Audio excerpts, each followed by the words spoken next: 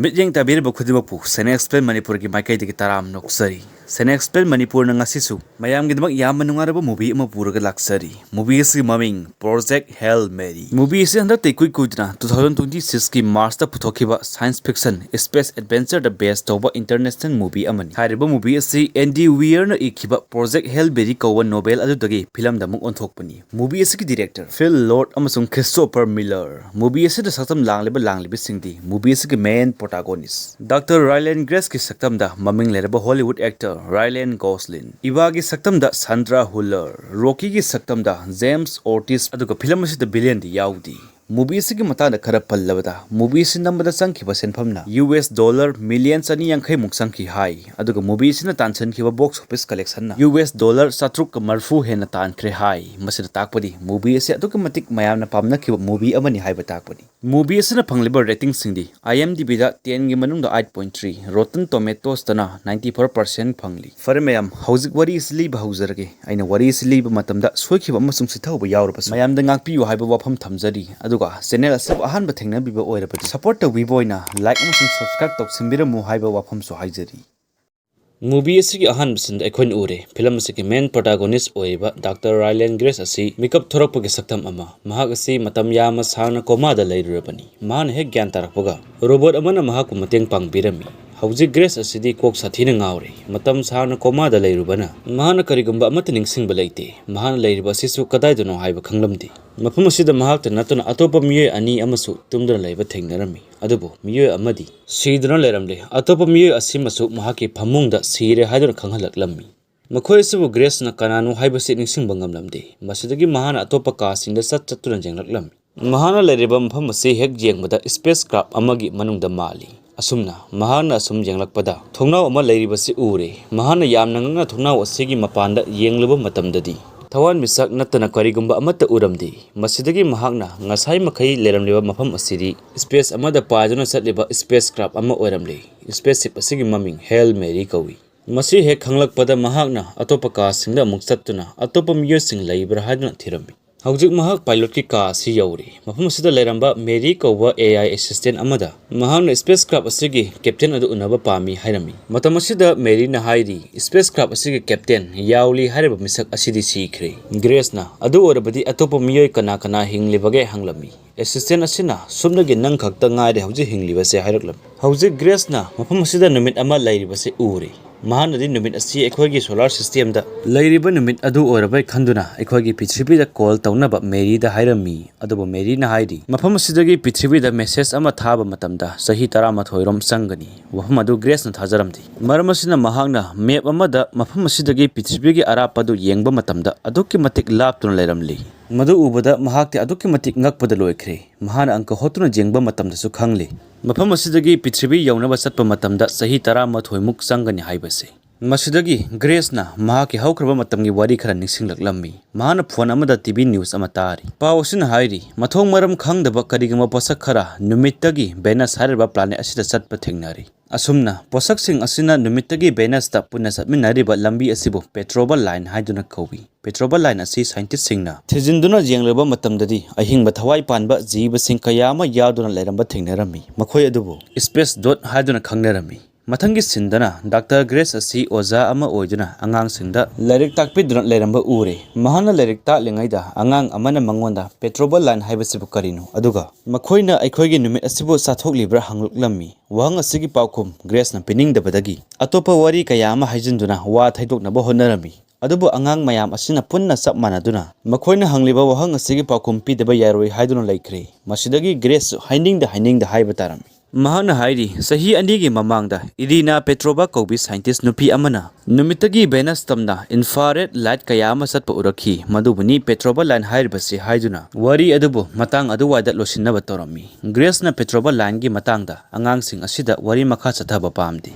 masigi maramdi Petrova line gi manungda yauriba space dot chingna aikhoigi numit asibu tamna sitha halami aduna saurana sahi 30 muk leiragadi numit asi suksoi sodana mangan amata puthokpa ngamlaroi mangan puthoktrabadi Prithibi asidasu miyoibata natna jiba panba amata hingba ngamlare haibasi mahaknadi khanglammi wafam asi angang singda mahan khanganingdabadagi Petrova line gi matangna wari saningdribani adu oirapasu angang sing asina yamna kana takman madagi wafam asi mahana haidokre Masidagi angangsing asi pakhatnaduna launaba haunaraklam. Mahana angangsing adubu thimjinnaba hairi. Wafam asigi matangda nakhon yamna pakhaningai oidi. Masigi maramdi Prithibi oina hai singleba miyoy kaya ama petroba line gi matangda yamna kana nainaba haukraban. Asumna sin asi hojik present time haibadi Grace na spacecraft manunga laibagi sin asida amu uri. Hojik mahaki memory asi pulap oina ningsingba ngamdri. Maram asina mahaki haukraba matamgi wari sing adubu ningsing laknaba luggage sing hangdoktuna jenglami. Ahanbada mahana hangdokduriba luggage asi commander Jawgini. Luggage asigi manungda yauramba Jawgi photo khara urubadagi Grace na mahaka pulambagi matang khara ningsing laklami. Atopa luggage asina mechanist Liu Kinagini. Mahakisu luggage asida yauramba photo sing urubadagi mahak puchu Grace na khara ningsing laklami. Makhoi humtani spacecraft asida leramlibase. Adubu makhoi ani di sidona lerambasi ubada Grace wakhan adukmatik nungairamdi. Naitom tabagi nungaitaba wakhan asi mahana mayoknarami. Asumna mahana tumthakiba matamda mahaki haukraba wari khara amon ningsing lakle. Class loikraba matungda mahana phamduna leiringaida iba start kobi nupi ama laklami. Mahagasi Petroba line gi matangda thikatliba organization Petroba Task Force ki miyoy amani. Mayamda karigamba amatang khanganjaramgi. Dr. Grace asi mamangda molecular biologist ama oirami. Haibidi jiba singi matangda nainariba scientist ama oirami. Matam amada mahana alien jiba khara amadi hingnabagi damak ising darkar taade haiba utpa research paper ama phongki. Mahaki asiguma topic asina mayamna mahakpu angauba amani haibiduna scientist ki thabak asi togan bi khirami. Adubu handakta nauna thengnariba Petroba line da yauriba jiba sing asi numitta hingba ngami haibadi makhogi masada ising amata yauromloi haibagi singnaba lei. Maram asina Grace na puthokiba paper aduga handakta nauna thengnariba jiba siga mawong matau sab manabadagi ibana mahakpu Petroba Task Force ta jausinduna jiba sigi matangda nainena ba hairami. Maki wafam asi Grace na pamlamdi. Matang asida FBI gi Ezel Carl kauba nupa amasu lakle aduga Grace pu namduna pudana satkirami. Hauji Grace asi lab amada yauri. Mafam asida Petroba line da yauramba jiba sing adugi sample su puraklami. Madubu mahana test tawduna jiba sigi matangda khangnaba hona dawribani. Mafam asida sausang officer kaya amasu Petroba line haibasibu kari oram dawribano haibagi matangda langthaknabaga loinana khangningduna ngairibani. Hauji Grace asi test sathaba haukre. Mahana microscope ta yengba matamda karigamba jiba kharadi lengbu uri. Masidagi hairiba jiba sigi masa asi amuka munna yengnabagi damak tongan ba x-ray microwave gamma radiation na singba thajinduna jengnaba honai adubu kari amatu uba ngamlamde. Khoshawnaraba Grace na yamna pikpa minna uba ngamdaba needles ama jiba amada thinjilami. Matam asida jiba du sikhre. Masidagi makhoina khangle Petroba line bu semgalagliba posak sing asi tasengnamak thawai panba sel ama khaktana saba jiba amani. Maramasina haujikti jiba asibu karina semgalaglibano haibasi amuk khangnabagi damak test makha satharami. Adugadi yamna ngakpa amana test asi tawba lorba matungdadi khangli jiba se isingi sarukna namna jawbu jiba amani. Grace na khallurebana numitta hingba ngamba jiba si ising sukyaw yoramloi haduna khallubani. Masibu mahana utpa ngamlabadi matam amada mahana puthoksakiba mayama lale haibikhiba paper adusu chummi haduna proof tawgadoribani. Adubu test asina tagle ising yawdaba jiba amata leite haibadi mahaki research adu totally aranba ama oire haiba takpani. Maramasina mahak wakhan yamna nungaramdi. Ibana haidi nangna jiba sigi matangda atopa kari kari di khanglabagi. Grace na haidi jiba sing aduna numit ki energy adubu subsili aduga mafam amadagi amada satpa matamda energy sing adu kapthoktuna satli. Makhoina energy sing adubu mataw karamna tungsilibano haibadi aisu khangde. Ebana adu orabadi kari maramgi dama makhoina balance satlibano. Grace na adu madi aisu khangde hairami. Hawjik Grace ki haining singning daba mawong si uraga ebana research asigi matangda nangi thabak lore aduna satkro. Aigi oinadi nangna taba atopa scientist kaya ama mafam asida laknaba ready da leire hairami. Mahana makhata aduna hairi. Aina pamlibase atopa miyoy singna lale haiba wafam adu summi haiduna utpa ngamba miyoy aduni. Aduna tasengna nangna aikhoigi project asida yawge hairibra yawroi hairibra hanglami. Masidagi Grace su ai Prithibi asigi mateng pangba pami aduna project asi aina tawrage harami. Asumna Grace asi haujik Petroba na kari maramgi damak Venus ta chatlibano haibagi matangda nainaba haukre. Mahana Carl da set amada haidi nang si space amada leiba jiba amani haidunu khallu kari maramgi damak nangna numitpa thadoktuna Venus ta chatlibano. Carl na asengba nungsit thiba chaliba oiramgani haidi. Grace na Venus haraba planet asigi nungsitti ayambana carbon dioxide oibani. Carl na carbon dioxide asi Petroba line da yarba jiba sing aduna darkar taba nungsit oiramba sujai haidi. Masidagi Grace na su Carl na hariba wafam asi chumlangbani haiduna singnabadagi experiment ama tawnabagi sem saba hauri. Maramasina Carl ga mahaka punduna store amadagi experiment aduda darkar taba posai kayama lerami. Matamasida makhoi ani si jamna sanana tinaba haibidu oirami.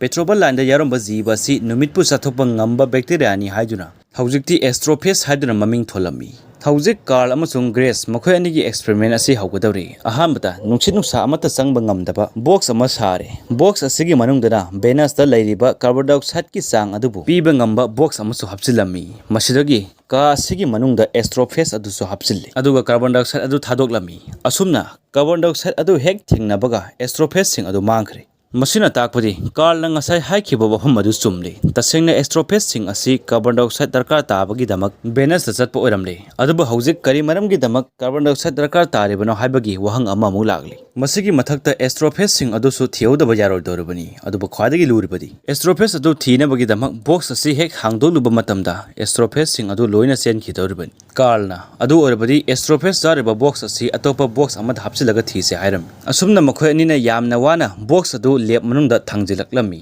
aduga lep adubu mapangi nungsa mangal amata changlaktanaba khajilami hawjik Grace asi lep manungda changkhre mahan hek changkhibaga Carl amai muthalaklam masigi maramdi astrophage singna infrared radiation thadoki hariba radiation asibu unabagi damak mai muthalibani asumna mai amamba maraksida Grace na infrared radiation ubangamba spec ama uptuna astrophage sing adubu thirami mana sum thirakpada mangkhriba astrophage ahum adu phangli aduga mari suba amasu leirami Masidagi makhoi ani na khangle astrophage singna masa pokna bagi damak carbon dioxide darkar tai maram asina makhoi na numittagi energy sing subsilaba matungda carbon dioxide jama laiba Venus ta satpa oiramle hari baba humasi mahana call tawduna eba da su pautam lammi masidagi eba na Grace pu makhoi na lairiba super carrier asida lakna ba khangalam maram asina Grace asi jet plane amada puduna satkhre asumna mahak hawjik eba gi manakti yaure jet plane tonglapana maram oiduna mahak jam su orami mahak mafam asida kauribagi maramdi Petroba task force asida yauriba tongan ba scientist singi mamangda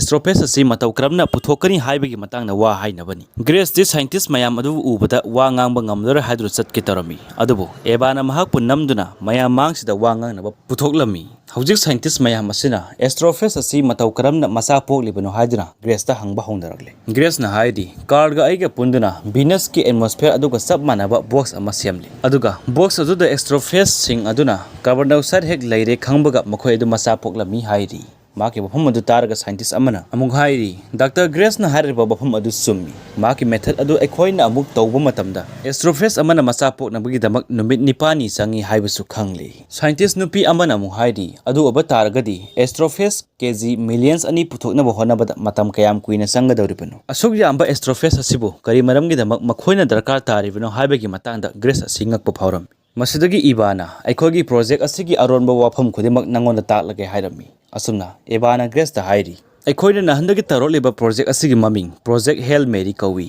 aikhogi thawa misak oiriba numit asi khaktanati tapmatama siraglibasi aikhogi solar system asiga thangnana laiminariba atoba thawa misak kaya amasu tapmatama siraglabani mayamda karigam amatang khanganjaramgi aina numit amasung thawar misak harakpa matamda kok ngaubiganu numit asi thawar misak makhal abani tongan ba thawar misak singna siraklabasu supnagi taw seti hariba thawar misak asi khaktani karisu tawdribasi wafam adu taraga Grace na kari maramgino hanglami masidagi scientist mayam asina sab manana hairi aikhoi madugi maramda khangdi ibana makha taduna hairi maram asina aikhoin spacecraft ama sarga taw seti hariba thawar misak asida satuna kari maramgi damak astrophage singna mahakpu sathok tribano haibigi matangda thijingadoribani makhoina taw city da chanaba spacecraft saba adudi araiba ama oirami makhoina darkar taribadi mafam adu phawba chappada sinagadariba thaw aduni thariba thaw asi astrophage na ohengadorubani maramasina taw city phawba chanabagi damak astrophage kg millions ani darkar tai khwajigi luribadi spacecraft asina taw city phawba chatluraga Prithibi da amuk halakpagi thaw adudi puduna chatpa yaroi maramasina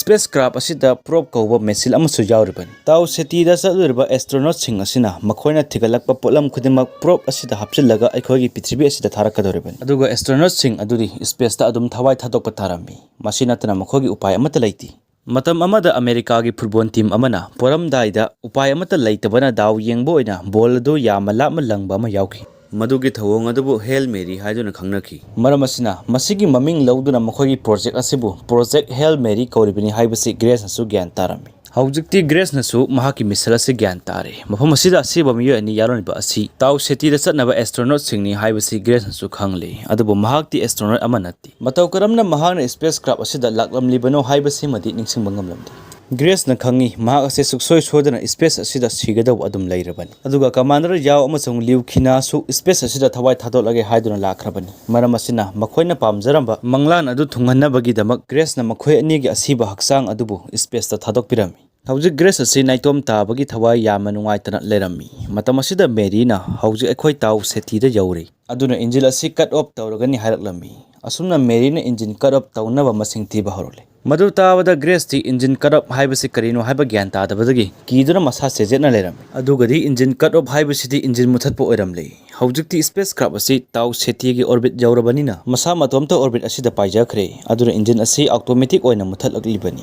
Grace na akhanaba telescope amadagi taw seti haiba thawa misak asi ure. Mangonda su petrol line laibadi urami. Atopa thawa misak singdi petrol line bo hek lairabadi mangan mangsilakpani adubu maki mangan asimadi mangba leiti. Madubu kari maramgi damak oiramgadoribano haiduna petrol line adu asum jenglakpada Grace na alien gi spaceship ama leibu urami. Alien spaceship asinasu Grace ki spaceship adu ukhibadagi maki manata pasilakli. Haujik jama sauraba alien gi spaceship asi Grace ki manakta leirari. Ahan boina Grace na alien spaceship ama thengnabase ubada makti yamna ngakpaga lunana jenglam. Masidagi mahak amu akiba pharokle. Maram asina mahak ki spaceship asi thauba haiboi haitaboi tawduna alien spaceship asi gi manakta gi yama lapna paihorami. Mafam khara salaba matungda mahanadi alien spaceship adudagi yama lapna salawre haiduna khanjaduna ngaihak wai sanglami. Adubu haujik mahaki manakta spaceship adu amuka lakle. Madu ubada mahakti kiba asumasum hengalakle. Haujikti mahana phana chenaba honarabasu upai leramde. Mahana hek cheleba mafam khudemakta alien gi spaceship adu adum laktuna mahakwa tanaraklam.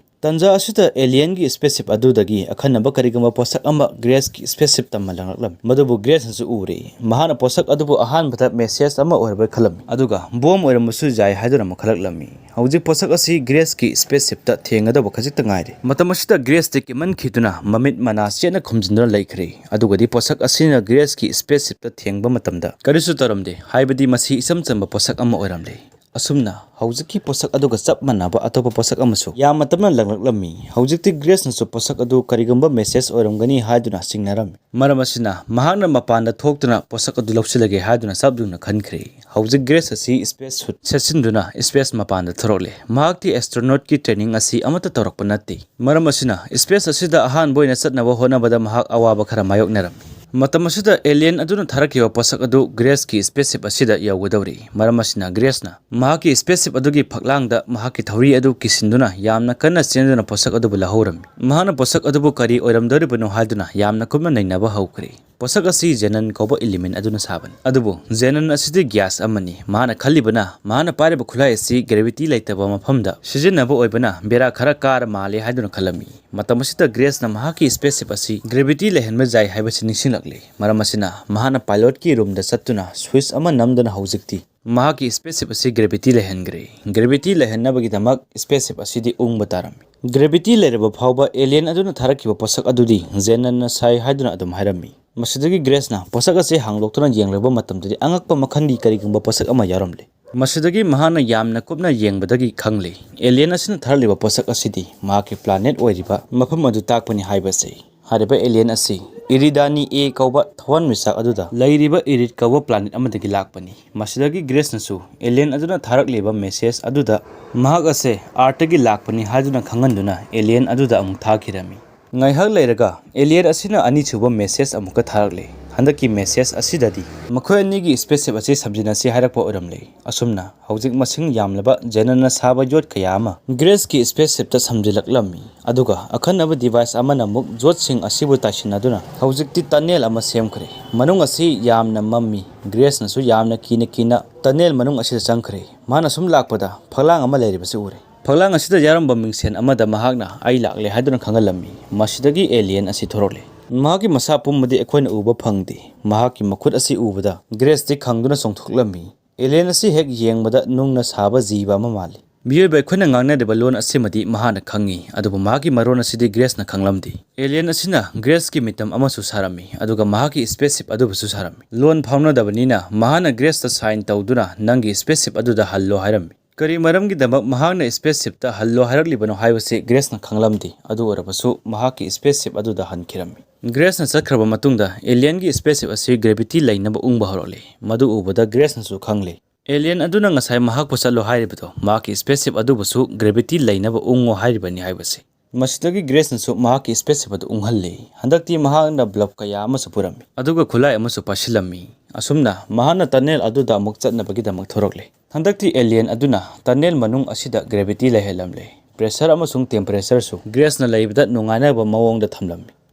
Hauzik Grace asi tunnel manung asidas lakle. Handakti mamangda laihoba phaglang adugi mahuta Xenonite na sabalili amana khajinduna leramle. Grace na alien adubu masak khangnanaba kaurami. Matam asida alien adu lakle. Mahaki masa asi nungna loina sarami. Grace ti alien asibu adukki matik kina amasung yamna ngakna yenglibani. Tanja asida alien asina khangawda laroklami. Madu ubada Grace ti mangonda attack tawroklabai khanduna yamna pakhanna chongthoklami. Aduga mahana purakhiba khulai aduna alien adubu phuge haiduna tawrami. Madu ubada alien aduso kirami. Masidagi Grace na ai soikre nanga laurakpa aduda ai chukiman khiduna tawbani ai soikre hairami. Adubu ngaklibadi alien asina atopa jiba singi matau chap manana tawba ngami. Mahana Grace na lengotpagi mawong adubu chap manana tawrami.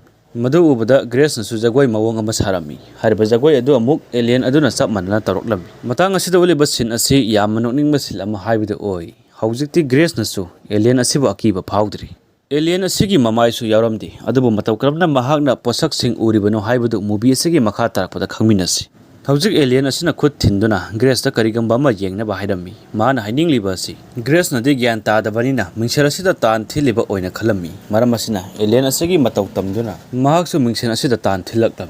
Masidagi alien asi sagolakli. Mahana di Grace ta mahaki matungda lairiba posak adu yeng muhajana sign tawribani. Madu Grace na khangdabadagi sagolaklam. Masidagi Grace na su khangli. Alien asina ngasaidagi taramlibasi tan thinbanati. Upu macha ama lairibado yengo hairibani haibase. Upu asigi manungda bol nipan yauba ring ani yaurami. Masina haininglibase Grace na karino haiba khangdi. Matam asida alien asina Grace ta sign tawduna nangi helmet adu lakthoku hairami. Grace na aigi helmet asi lakthoklabadi ai soidana sigani hairami. Tanja asida mahaki mai amasu mutpa harokle. Mai adu mahana samba chatlami. Tanja asida mahana karigamba khara chingnaba pharokle. Oxygen gi atomic number asi nipan ni maram asina bol nipan gi ring ani asina takninglebase oxygen molecule hairibani haibasi haujikti Grace na su khangle. Haibadi mafam asida alien asina Grace na sor honba yanabagi damak oxygen molecule su phangalle haibani. Maram asina ni Grace ta mahana helmet adu lakthoku haiduna sign tawduna khangalibadu. Wafam asi khanglaba phawba Grace ti pakhatpa phawrami. Adu orabasu alien asina mahaki damak gravity sembiriba pressure hantahaliba thawong sing asina aranba wakholon phawba ngamtre. Maram asina mahak su na pakhana helmet adu lakthoktuna sor holami. Haujik mafam asida tasengna oxygen molecule lairamle. Mahak sor honba uraga alien asisu haraudana noklami. Asumna Grace asi mahaki spaceship ta sangkhre. Alien aduna ahan boy na mangonda tharakiba message aduda yarakpa structure ama uraga khangle. Alien asigi planet tasu petrobal line asi laire haibase. Maram asina alien asina su tau seti da laklamlibani. Masidagi Grace asi alien asigi manakta amuk lagle. Man hairi mafam asida ibani lakpagi pandam chap mane. Aduna ahan bada ekhoi ani lon phawna naba hana amukta senkhisi. Number sing asi universal language ni hai. Maram asina ekhoi ani gi lon phawna base number dagi hana hausi hairami. Asumna Grace na gari ama puthoktuna yauraba number sing asi khangbra haiduna alien asida hanglami. Adubu alien aduna di karimata uramdi. Alien asigi space manung asi mai amata laiti. Masidagi Grace na khangle alien asigi mamit pandi. Makhoidi sound wave ki matung inna posak singbu uba ngambani. Masi hek khanglakpadagi Grace na gari aduda yauraba number sing aduda tep napsilami.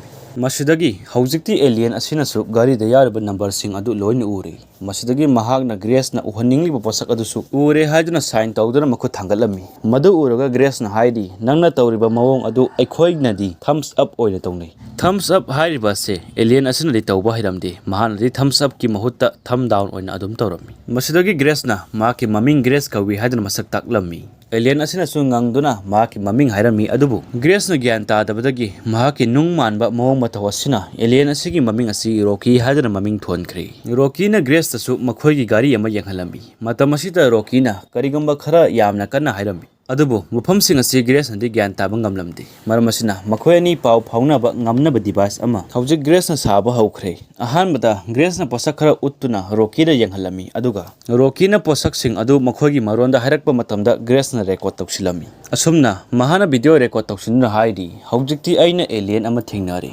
mahak aiga lon phaunanaba device amasu aina sari hojik phawbagi oinadi Rocky gi lon chani yankhai di device asida save tawrabani aduga Rocky asi mechanic amasu oi mahana zenan harba gas asigi metal form 09 adu sinaduna tongan ba posak kaya ama saba ngam hojik Grace na Astrophage sample khara Rocky da yenghalami aduga masina khogi londa kari kawbagi hanglami Rocky na ngangduna karigamba khara hairaliba san adu Grace na Astrophage haduna mahaki device adu save tawsilam hojikti device asigi matengna makhoi ani pau phauna bangamle Rocky na ngangduna karigamba khara hairami mahaki sound asi Grace ki device aduna English ta muk translate tawthokpa matamda Astrophage asina Rocky gi numit haibadi thawal mechak adu amangata kayama thogale haibo oramle Grace nasu mahaki numit adu Astrophage na sathokba haure hairami masidagi Rocky na hairi aigi spaceship asida aikhoi kulhumdoi lakminabani adubu makhoi loina mak sikhre mataw karamna makhoina siribano haibase aina su gyan taba ngamdre ai tomda leibasi nuaitaba phawi hairami mahangna mu Grace ta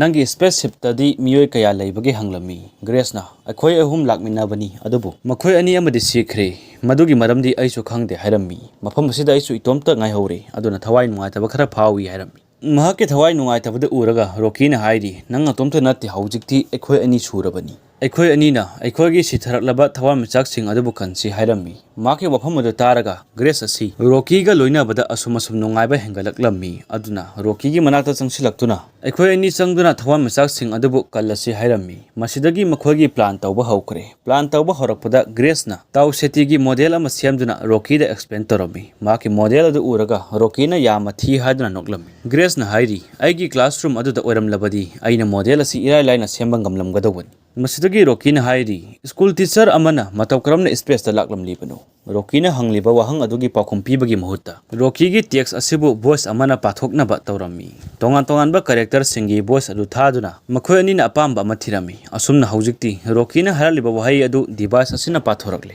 Grace na hairi mafam sida aina mataw karamna laklam libano haibase ai chuningsing bangamdri Grace ti mayumda among hanna halloroi haibase Rocky na khangmunati aduna mahana Grace ta nangna yumda hallaba matamda khangjani da hairami masidagi Grace na ai hojikti tummage haidi haribo bhammasi Rocky na de gyan taramdi masidagi Grace na tumba haibadi masini haiduna jenghalami madu ubada Rocky na di Grace asi sirabai khanduna pakhatuna lawrami Grace na sibanati mataw sumna aina pungni pan tumlaba matungda amuk hagolakadorabani hairami masidagi Rocky su tumba haibase karino haiba khangle mahana Grace ta mafam asida tummo hairami masigi maramdi makhoigi jati gi hangnobi kanagumba amana tumlabadi atopa miye amana sangduna laigadabadi maki wafam adu Grace na jaramde masidagi Rocky na haidi aiga lakminaba singdusu makhoina tumba matamda aina jengduna laiki adubu makhoidi amuk hanna hagolakhidre masidagi Grace su Rocky na haiba yaduna maki manakto oina tumlami Rocky na lairiba sangsar adudadi makhoi khutumasi miyoy baga manadi makhoi di tumthaba matamda paralyzed tawraba jiba ama gumduna tumtharami maramasina atopa kanagumba amana makhoi bu adum sangduna laiba darkar tai hojik Grace asi maki memory khara amun ninsilagle Ivana taw setuda satkadariba astronaut ahum Dr. Grace ka una hanaba proklami Grace na astronaut sing asida mahana khangba Astrophage ki matangda amasung makhoina sattoriba spaceship adu mataw karamna paihandorabano haibagi matangda mayamna khangangi hairi matamasida commander jauna hairi ekhoigi mission asi hek loibaga ekhoi hum thawai thadokpa haiduna janari astronaut amana hairi thawai thadokpa natrabasu sara helaga tamna sirabasu karisu kaide liu khinana amu hairi atai kari amata tawdrabasu hu chelaba injection ama kapsilaga sidolaga loide makhoi ehumna sibase karisu laitana khanbase uraga Grace ti angakpa phawrami hojik scientist aman hairi masigi spin drive hariba device asina Astrophage pu sinarga makhogi spaceship hel meri asibu pahengadorubani matam asida Grace na Astrophage gram ama phawba phadaba sample ama puthoraklami aduga hairi masigi Astrophage khajik asina sauroba jot asibu tumhanba ngammi maki wafam asi targa astronaut sing asidi angakpa phawnare hojik Grace na haiki wafam asi maya mangdo ulami Astrophage asi hek activate tawbaga sauroba jot asi mahi langthoktar mangkhre madu uraga mahana hairi Astrophage asi yamna powerful oiba posak amani asumna haibaga hojik present time da mulakle Grace na haukarba punsi kaya ningsingduna lainingaida maki spaceship asida karigumba ma lakle haiduna Mary na khangalaklam masidagi mahangna thong hangdoktuna yenglaba matamdadi Rocky asi laktuna lairamle Grace ki environment ga Rocky gi environment ga di adukki matik khetnei Rocky gi environment di pressure adukki matik wangi aduga ammonia hairaba nungsit asi su sitli aduga oxygen hairaba nungsit asi makhogi masara thengba suka yadi maram asina Grace ki environment da hingnaba mahakna 09 na sawalikli amana questionuna Grace ki spaceship ta laklam hawjik Rocky asi ahan boina Grace ki spaceship manungda sanglakpa asida mahak yamna haraurami mahakna harau mankiduna ka singda koya chattuna yenglami adubo Grace na leirama ka sing asidi atukki matik botlami ngasidagi Rocky di mafam asida leiragani haina su Grace da hairami Grace na haidi nanga iga mission chap manarabasu aikhoi ani di tongan ba jibani aduna mission asi tongan ba mafam da lainaraga tawgadabani mahaki wafam adu Rocky na hoi hairam laga aigi bedroom di kadaino haiduna muk chenkre hawjik Grace ti matha yamna sarami Grace na lona video record laudun haidi hawjik ti aigi anowo roommate ama lakle mahana aingonda direct boss ama ni sarakli base mahana haiba thabak tamak aina tawgadabani karigomba aina hairuragana soire phajade hekta hairagi aduga mahaki sinjak sabagi mawong ase onthok mawong amani asumna haibaga Rocky na sinjak mataw krama sai haibase ekhoina ure makhoigi oinari sinjak asi makharomda namsinduna sarami Rocky asi taba ngamagi sakti asi su yamna wangi aduga phaklang wangwada leiba posak khudimaksu mahana loina uba ngam Grace na yama tapna lona hairiba wahai khudimak mahana loina tarami Grace na hairi Rocky asi khutsa yamna haiba jiba amani adubo makhogi kangu asina space ta leiriba tongan ba hu chelaba radiation kaya amagi matang da dikhangdi maram basina space travel tarakku matamda makhogi spaceship asida radiation bu ngakthokna ba pambai amata yarokti maram asina ni space travel tarakku matamda Rocky gi miyoi sing adu hu chelaba radiation singna maram odina sikhirba se adubo daw yaba amana Rocky di Astrophage singna kosilaga leiba ka amada leihobana siyaudribani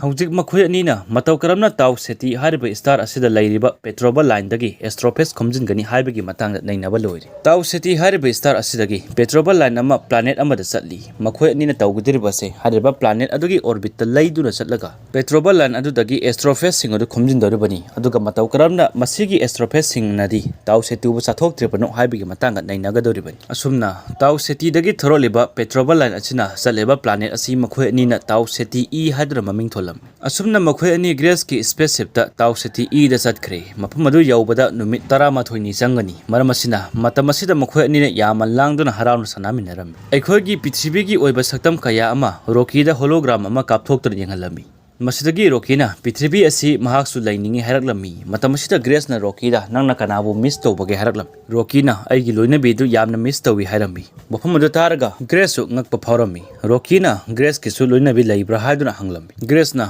leirami adubu mahaka aiga wakhan khara sana dabadagi atopa nupa amaga leimina khre hairami Grace na makha taduna nangi loina bi aduka kayam kuina leiminarbage hanglami Rocky na maki nupina pirakpagi mama yengduna hairi Chahi chamaga marfu taruk muk leiminare masi phawba ai dependribani maki wafam adu taraga Grace su harawram asumna haukarba matamgi wari khara amuk mahana ningsinglakle ngasi asi party toba numit amani taw seti da sattariba astronaut sing asi amuk hana halaklaroi dobani adubo makhogi masha asidi awaba maithong amata udi masi khalubada Grace asi gyan taba ngamlamde mahang ebagi manata laktuna hairi astronaut sing asi sidawre haibasi khanglibani adubo makhoina asugam harawriba sibu karigino ebana hairi awaba nungaitaba wakhan khallaga laigadobagi saruk chatkadorba timando punsinduna haraw thoklibani hairi Grace na nangna million kaya ama changlaga honariba project asibu mai pakadoribra ebana pakpagi chance yamna wanga lei haram masidagi Grace asi chatkre hawjik ibagi thamoidasu pakhatpa kaya ama phawdabadi natti maki wakhanda Astrophage na aikhogi numit asibu loina sathokiduna miyoi bata natna jiba panba khudimak loina siragadra haibagi pakhatpa lei masida natna mahan oithokani khaliba project asi fail oigadra haibagi pakhatpa su phawi pumnamak asi mayamna khanganabagi damak mahan isai ama saktuna maki pakhatpa asi mayamna khangalami aduga aroiba oina astronaut singdu farewell torami asumna Grace amasung Rocky taw seti e hadana maming thon khaba planet asida yaure planet asi hek ubaga Grace na yamna ngakna yenglami mahan Astrophage sing asi khomjinaba plate ani su hangdoktuna thamkhre